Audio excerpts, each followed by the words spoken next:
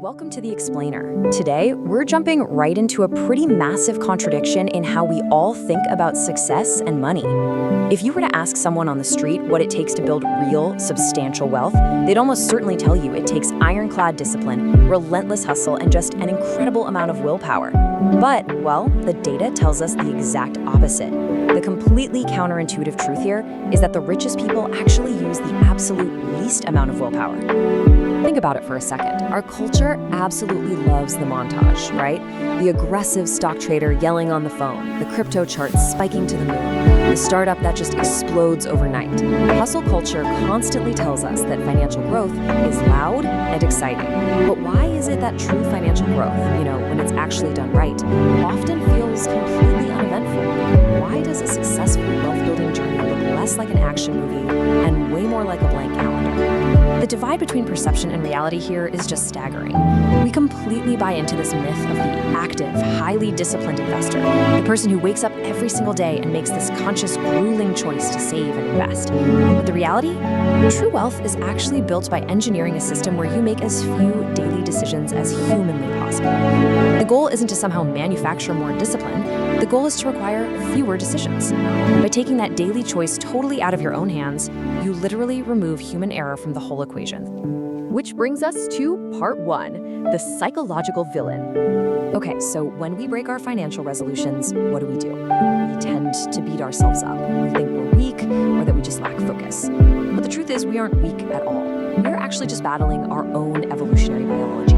We're essentially running caveman hardware in a modern financial world.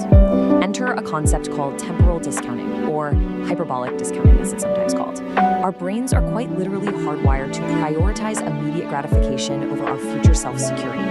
When you give the brain a choice between a small reward right now, like say buying a new gadget today, and a much bigger reward in the future, like a comfortable retirement, our immediate reward circuits just light up. The brain heavily discounts the value of that future reward simply because it requires waiting. Economists and behavioral scientists have studied this extensively. As Harvard economist David Leibson points out, a sophisticated decision maker actually recognizes this biological flaw. They know for a fact that their future self will be tempted to sabotage their long-term goals. So what do? They use what Leibson calls commitment technology. Basically, they voluntarily limit their own future options to save themselves from their own impulses. And that leads us to part two, the architectural hero. The ultimate antidote to our biological bias is choice architecture. Instead of fighting your brain's natural tendency to want things right now, you just design your environment, your architecture, so that the right choice happens automatically without you ever having to think about it. The most famous and honestly perhaps the most brilliant application of this in the financial world is the Save More Tomorrow plan. It was designed by behavioral economists Richard Thaler and Shlomo Ben-Artzi, and it is a total masterclass in pre-commitment. Here's how it works. Step 1, you commit today to save more. But, and this is key, you don't actually start today. Step 2, that savings increase is strictly tied to your next pay raise. And step 3, your contribution rate automatically escalates every single time you get a raise until it hits a preset maximum. You are locking in a financial decision for your future self well before your present self can sabotage it. So, the crucial point here is that this plan works so incredibly well because it aligns perfectly with our brain's natural pathways instead of trying to fit them. First off, it totally bypasses procrastination by using inertia. Once you're opted in, doing absolutely nothing keeps you on the right track. Second, it neutralizes loss aversion. Because the savings only increase when you get a raise, your actual take-home pay never goes down, so you literally never feel the pain of the loss. And third, it totally defeats that hyperbolic discounting we talked about earlier because the pain of saving is deferred to the future, which makes it incredibly easy to agree to right now. And you really just have to look at the results. When the first implementation of this plan was rolled out, the numbers were just staggering. Before the program, average saving rates were sitting at a pretty meager 3.5%. After 28 months, with the willpower entirely removed from the equation, average saving rates more than tripled to 11.6%. It is absolute, concrete proof that removing friction and automating your system is infinitely better than just trying to muscle through and increase your daily discipline. But that brings us to the next major hurdle. Let's say you've set up your automated system. Your investments are humming along in the background and, well, nothing exciting happens. Weeks go by, months go by. Why do so many people abandon perfectly good financial systems? It's because they misread long periods of no visible progress as failure.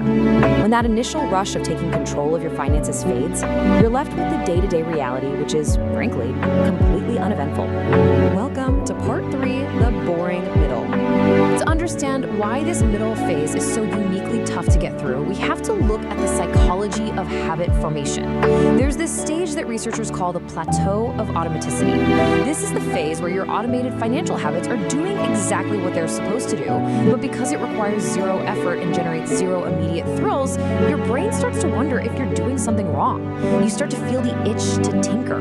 Research by Philippe Lally at University College London tracked how habits form in the real world, and they found that behavior automaticity increases along an asymptotic curve.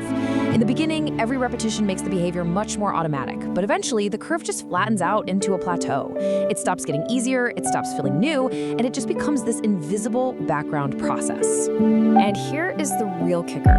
Lally's data reveals it can take anywhere from 18 to 254 days for a behavior to reach its maximum automaticity. 254 days. That means if you are building an automated wealth habit, you have to endure a remarkably long stretch of time. We're talking over 8 months, where the behavior feels incredibly boring and totally invisible before it becomes completely second nature. The wealth is building for sure, but your perception of progress has totally flatlined. But there is some really incredibly reassuring news in Lally's research. Her team found that missing one opportunity to perform the behavior did not materially affect the habit formation process.